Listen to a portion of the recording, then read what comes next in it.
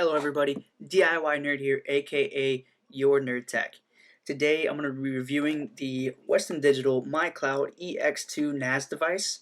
I purchased this about a month ago. I needed something that I can back up all the computers that's in my house to one unit. And then I also wanted to stream movies and stuff like that I put on here to any computer, mainly the smart TV that's in my living room. When I purchased it, I currently didn't have enough money to buy the one that had the hard drives pre-installed into it, but I had some hard drives laying around the house. Unfortunately, they're very loud. They keep me up at night. So I went to Tiger Direct and I bought me some Western Digital Red drives. They're 2 terabytes. I bought 2 of them. Right now that's in it is these real old Western Digital drives. And like I said before, they're very loud. They keep me up at night. And a man needs to sleep. So I'm going to go over the device, I'm going to go over the external parts of it, and then I'm going to show you how to change the drives, and then we'll log into the user interface of it, and I'll show you how to set it up, and then transfer the data from the old drives back to these new drives. So let's not waste any time, let's get started.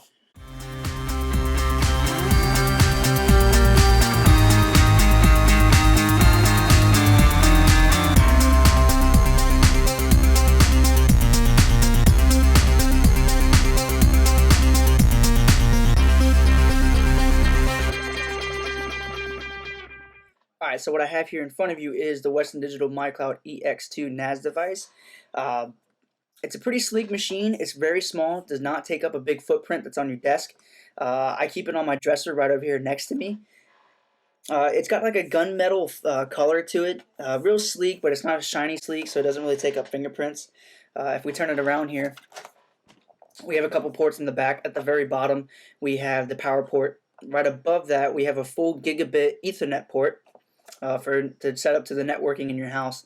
And then right above that, we have 2 USB 3.0 ports. These ports can be used for if you want to plug in USB drives or other drives with a cable and extend the storage on the machine, or you can back up that hard drive to this drive, or vice versa. You can change the data from this to another one to back it up if you ran out of room.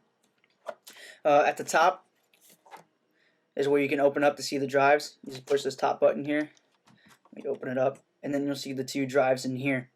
And just a little bit, I'm going to show you how to change these drives with the new Western Digital Red drives that I purchased today. And then at the bottom, nothing really crazy, just some vents. I would try not to put this on like a cloth type material. It would smother it pretty good. It's got some little feet to kind of hover it, but if you put that cloth there, it just smothers it and it gets it really hot. So I'd advise to put it on a hard surface like this table here or something else, so these feet can stand up and let it vent, because it can get pretty hot depending on the drive. So let me show you how to change these drives out. Alright, so I have the device here. Like I said previously, to open it, you just push this little button right here. And now to get the drives out, if you see here, there's a little tab. You just pull up here, and then you unscrew it. So let's get that unscrewed. Alright, and then now you see these 2 plastic tabs here. If you bought the one that's pre-installed, you wouldn't have had to install any of this. But like I said before, I didn't buy the one with the drives in it, so I had to put all this together. It is a toolless entry. There's a couple screws you got to put on the side of the hard drive, but they are like thumb screws, and they only need to be hand tight. You don't really need to torque them down.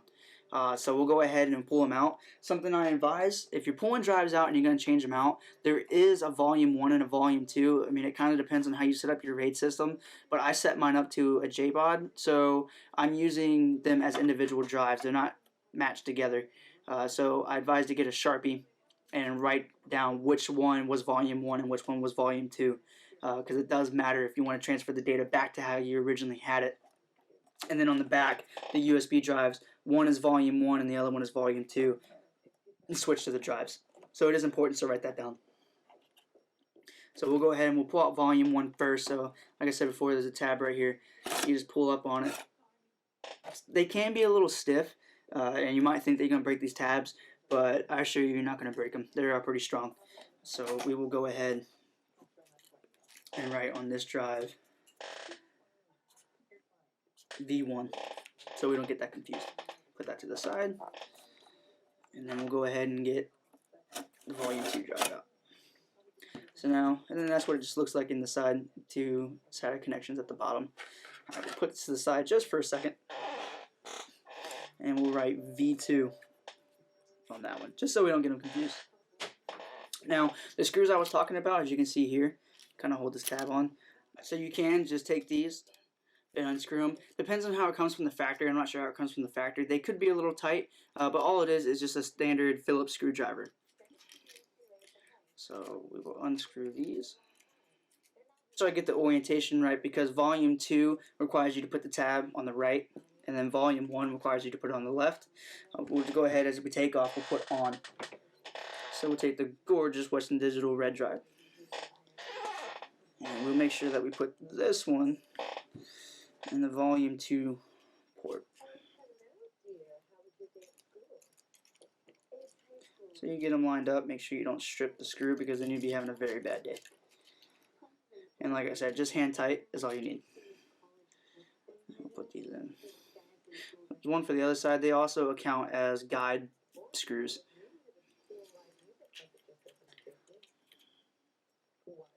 So we'll put that there.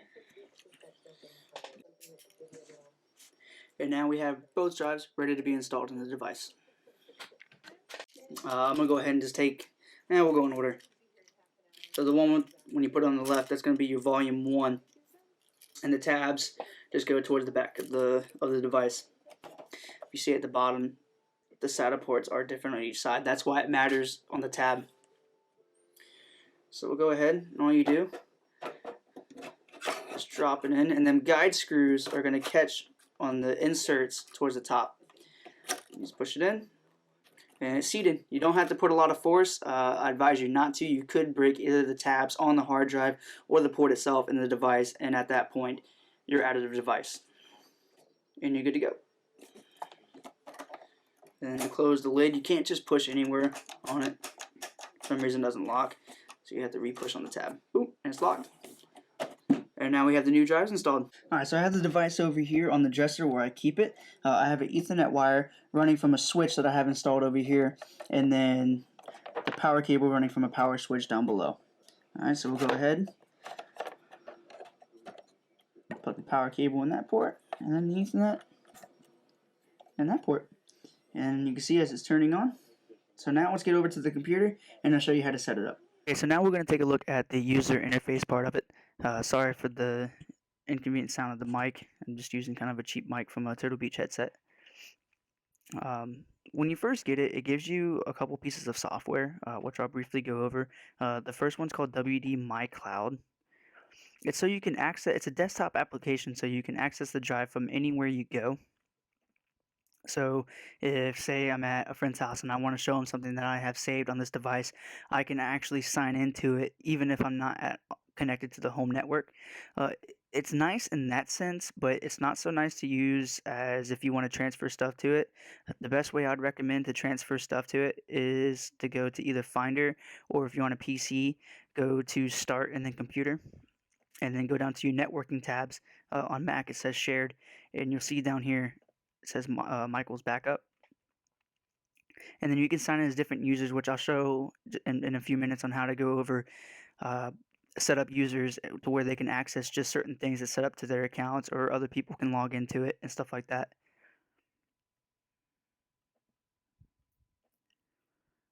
So now if we go to the internet, I have it saved in my bookmarks. I'll go ahead and sign out. So the standard IP address for this, I believe, for all of them is the 192.168.0.32. If you type that in, it would take you to this page here. I believe the user is just admin and then the password is just password, or it could be admin. I don't 100% remember. Like I said before, I did purchase this about a month ago, so I'm kind of bad at remembering this stuff. But I did set it. But it does give you, when you first set it up, it will walk you through on how to set it up. So we'll go ahead and we'll sign in here. So you set up the RAID system here. We'll go to Setup RAID. And you get a couple different options for this. I was recently on the other drives using the JBOD configuration. It's so I can use the drives separately. It's probably not the smartest thing to do, considering that if you put something on it and then that drive fails, well, you can just kiss that data goodbye. So it's probably not the smartest one to use.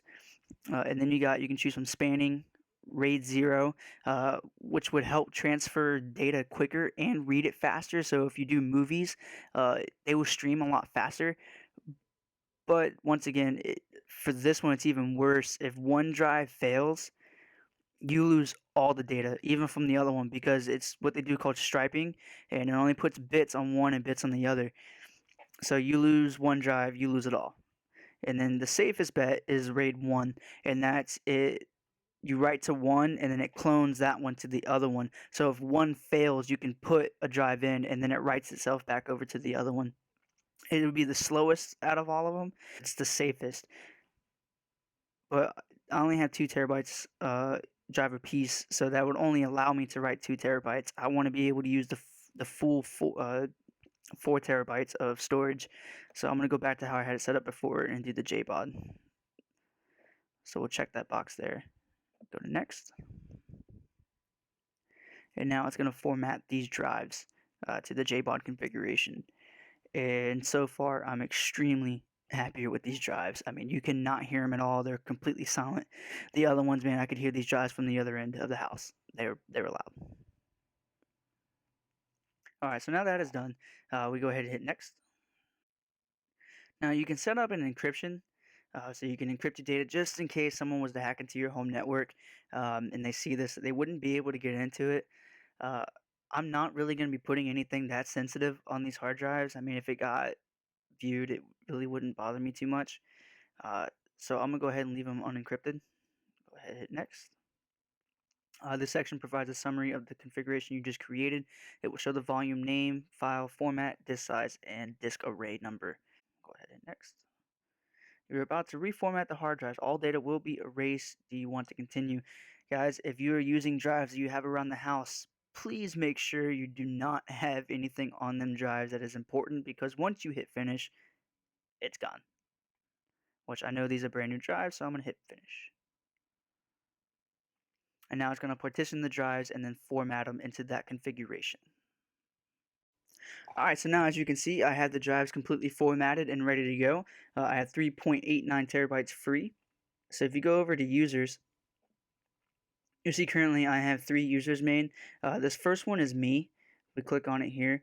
It kind of shows you the setup. The same way, when you first make a user, this will auto make when you set it up for the first time. But if you want to make a new user, at the bottom here you see a person with a plus. You just click on that, and then you add in information all through here, and it will set up a user.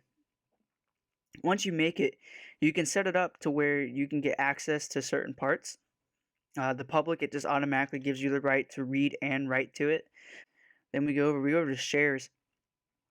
Shares lets you make folders for different things, which this isn't saved just for the fact because I got new drives in, so I have to remake folders. One that I make, if you can't tell from my desktop, I do mountain bike. So I'm gonna name one. Because the way I have it set up, I can either choose to put on the hard drive 1 or hard drive 2. I'm gonna go ahead and just leave it as hard drive 1. But if you had it in like RAID 0, you wouldn't have an option. It would just tell you to write. So the share name is going to be mountain biking. And then I'm just gonna put GoPro footage and leave it at that. Go ahead. Cool. And then now you can see we have it set up here. Public. This sets it up to where either you have to sign into a user to be able to access it, or if you make it public, you don't have to sign into anybody's account. If you're connected to the home network, you can see it. I'm gonna go ahead and turn that off because I'm gonna make it to where it's only my account that can see it. Media serving. This is to where you can watch it on different devices, such as with smart TV, which I like to be able to watch the footage on a bigger screen. So I'm gonna go ahead and turn this on. We leave all this the same. So now you get to the bottom, you get user access, and this is set up to where you can set up which user can sign into this folder. I can make it to where me myself I can read and write to that folder, and then as my 2 grandparents, I can leave it to where they can't even access the folder no matter what without my password, or I can allow them to read from the folder but they can't write to it. But this is how I had it set up before, so I'm just going to leave it at that. If we go over to cloud access, click on mine. So now if we go to my account, you see all the devices that I have signed in for that WD My Cloud application that I showed you before. So I have my Mac, my iPhone, my iPad, one of my other PC computers that I have. I set it up on there just for testing, and then my girlfriend's iPad. And that's so as long as they have a code that gets generated or that I made, as long as they have that code, they can access into my folders that I allow myself to read and write. Then you can go to backups, and this is how I'm going to transfer the data from the old drives to the new drives that I have here. You can go to USB backups, and what this does is this allows you to back up data either from a USB device into the new machine or from the machine to the other drive plugged into the USB ports that are on the back. And this is how we're going to do it. Now, to transfer data from the 3.5-inch drives, you do need a special cable. I do have it here, but I didn't show you in the footage. But I went to TigerX website. This is the exact one I bought, and this allows you to plug it into any drive. IDE on a 3.5, IDE on a 2.5, and then the standard on the top SATA port for 2.5 and 3.5. It comes with this, and it has a power brick, which unfortunately doesn't show in this picture, but it allows you the 3.5. 3.5. The USB doesn't provide enough power to run those, so you do have to have a power brick, which comes with it, and that's how I'm going to transfer data from the old ones to the new drives.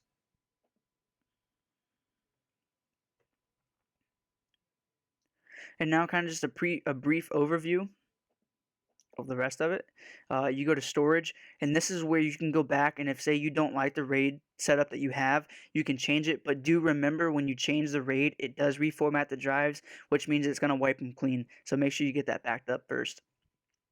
And then you have disk status, which allows you to see how hot or cold they're running, and you can also run tests from this point. And then settings, you can change the device name. Mine saved as Michael's backup, so I'm going to leave that the same, the description the same. You can set up a time zone, which I'm in the eastern side. Date format, primary server, leave that all the same. Drive sleep is on, the LEDs are on. You can turn the LEDs that's on the front. There's only 3 LEDs.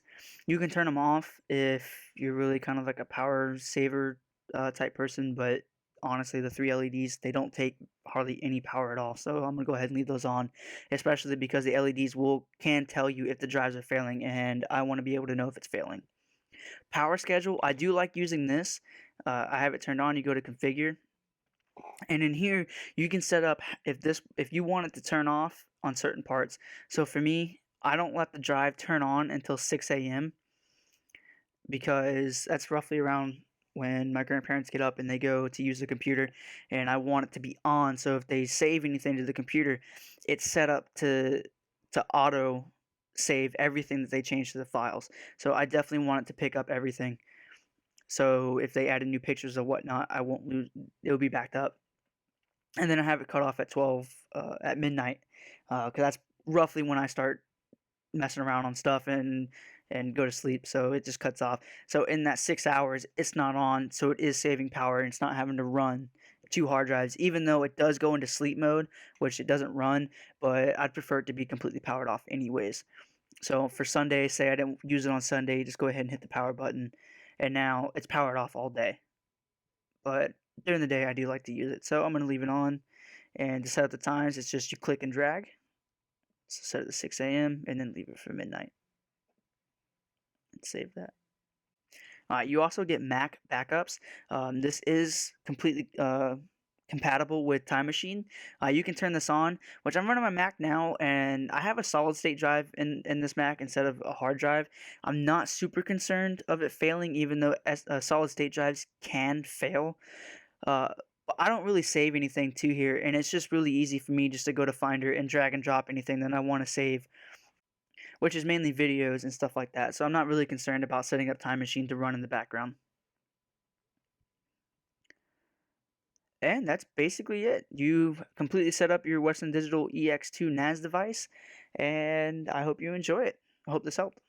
Alright guys, I really hoped you liked that first video. Sorry it's not perfect, but practice does make perfect, and I'm going to do my best to get a video out every week. So hopefully as time goes on, I will get better. Please hit that like button if you liked it. Dislike button if you disliked it. That really does help tell me which way I should guide this channel and what kind of videos you're more interested in. But please don't go too harsh on that dislike button. also, I can't get this channel out there without your help, so if you please can hit the subscribe button here at the top, it really will help me get this channel out and progress to a much bigger state. And I can't do that without all of your help. I'm also a pretty social guy. I have links down in the description below of my Instagram and my Facebook. On Instagram, I'll be posting pictures and videos of me progressing through the week to the next video. So you kind of get a little bit of a teaser on what's coming up next. And then if you have any questions, just post a comment down below. I'll do my best to get back to everybody. Also, if you can't get a hold of me there, go to Facebook, and I check Facebook every day. So that's the best ways to get a hold of me. Like I said, guys, I really hope you liked it, and if there's anything I should improve on or that you would like to see me do for a future video, just post it down below and I'll do my best to make that video. I'll see you guys next time.